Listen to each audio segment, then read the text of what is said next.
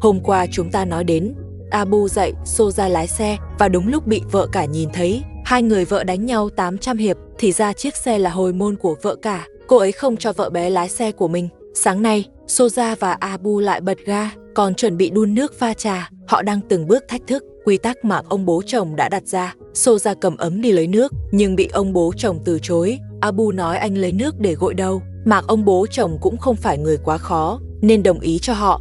Khi Abu đang gội đầu, ông bố chồng đứng cạnh hối, bảo anh gội nhanh lên, xong thì lập tức trở về kho. Nếu để vợ cả nhìn thấy thì lại gây mâu thuẫn. Bên này vợ cả đang cắt tóc cho con gái lớn. Abu thay đồ xong liền đi tới. Anh cũng muốn cắt tóc cho con gái, nhưng con gái lớn lại rất ghét anh. Abu vẫn mặt dày tiến lại quấy rối. Hai mẹ con, anh còn định ôm con gái một chút, thấy sắp cãi nhau đến nơi, ông bố chồng liền đẩy Abu ra.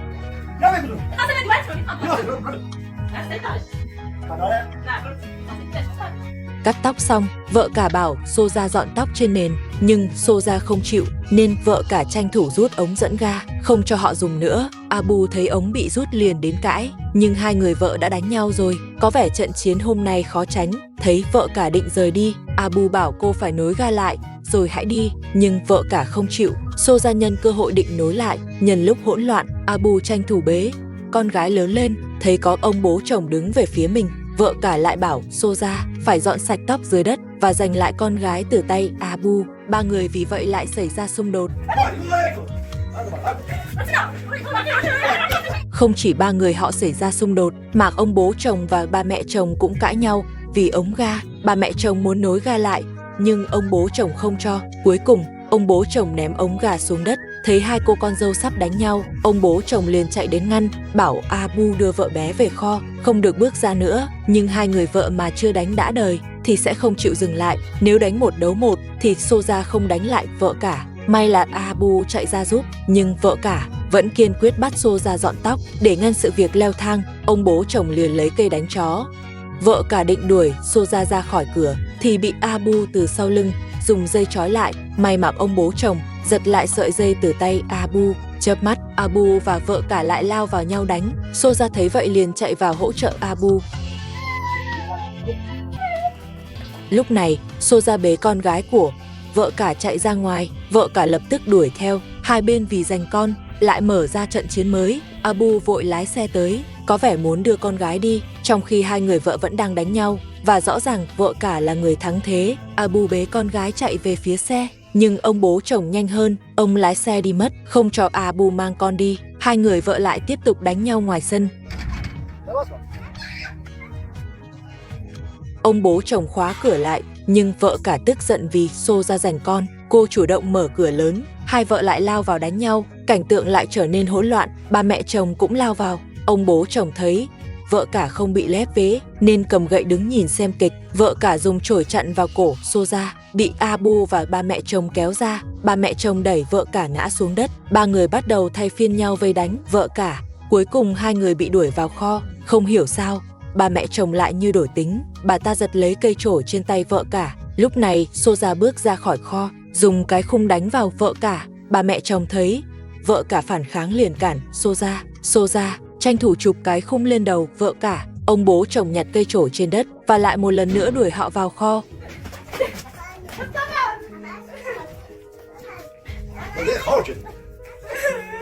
Lúc này Abu từ trong kho bước ra, hóa ra là Soja đang đánh anh ta. Soja trách Abu lúc nào cũng không bảo vệ được cô. Vừa yên được một chút thì vợ cả lại lao vào đánh Abu. Abu đúng là tiến thoái lưỡng nan, cả hai vợ đều trách anh ta. Ba mẹ chồng thấy con trai bị đánh, liền trút giận lên người vợ cả. Có lẽ bà đánh trúng tay cô ấy. Cô bảo bà mẹ chồng đã làm cô đau. Đúng là hai vợ một sân khấu.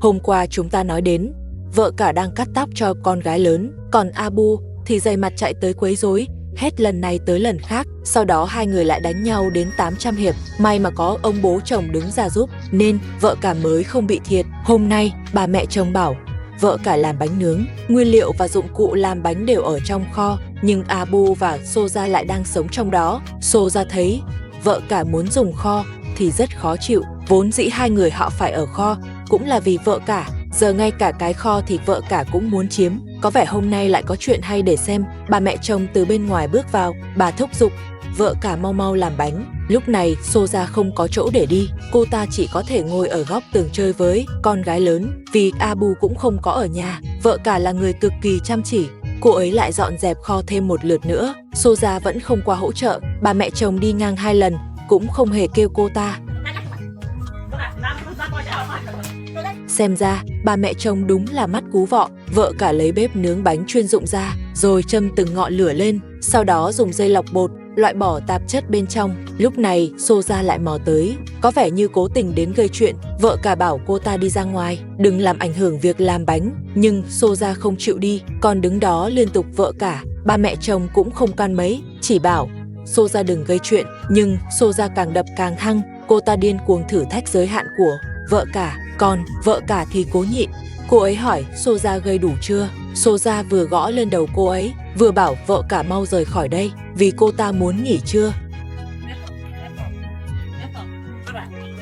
Bà mẹ chồng sợ hai cô con dâu lại đánh nhau thì sẽ không có ai làm bánh nướng cho bà nữa, nên bà đã đuổi Soja ra ngoài. Vợ cả cũng nghe lời bà mẹ chồng, tiếp tục cắm đầu vào làm việc. Còn Soja bị đuổi ra thì rảnh rỗi vẫn đi lại quanh sân. Cô ta thấy con gái lớn liền muốn chơi cùng, nhưng con gái lớn không thèm để ý, đi thẳng vào kho tìm mẹ là vợ cả. Soja cũng đi theo vào trong. Bà mẹ chồng thấy Soja lại vào, liền nói nặng lời bắt cô ta đi ra, và còn cầm gậy dọa đánh.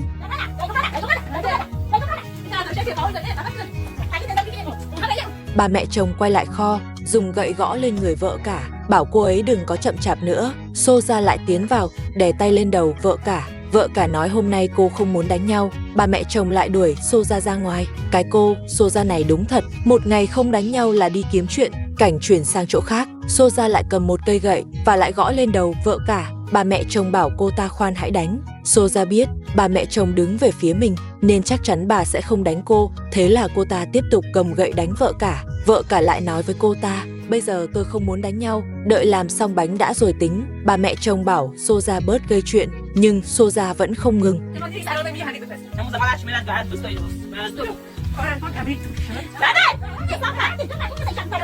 Cuối cùng, bà mẹ chồng cũng đuổi Soja đi. Vợ cả tăng tốc làm bánh nướng. Một lúc là nặn xong một mẻ bột. Soja chẳng có việc gì đứng cũng không xong, ngồi cũng không yên. Để tìm chút niềm vui, cô ta lại gây chuyện với bà mẹ chồng. Soja lại lần nữa bước vào kho. Vợ cả bảo cô đi ra ngay, đừng làm ảnh hưởng đến việc làm bánh. Có thể thấy hôm nay, vợ cả rất kiềm chế. Dù sao làm bánh quan trọng hơn, đánh nhau lúc nào cũng được. Vợ cả vung cây cán bột đuổi Soja ra ngoài, nếu không lát nữa cô ấy sẽ trả đũa. Bà mẹ chồng cũng bảo Soja ra ngoài, nhưng Soja chẳng thèm nghe, vẫn cầm ấm nước gõ lên đầu vợ cả. Soja biết hôm nay là cơ hội tốt nên cứ lì lợm với vợ cả, còn bảo cô nhanh làm bánh cho cô ta ăn. Vợ cả không thèm để ý, tiếp tục làm bánh. Có thể thấy cô ấy làm rất thuần thục, còn Soja đang chọc giận vợ cả đủ kiểu, không biết lát nữa có đánh nhau không. Hai cô vợ đúng là một vở kịch, ngày nào cũng có chuyện hay. Ngày mai chúng ta tiếp tục cập nhật.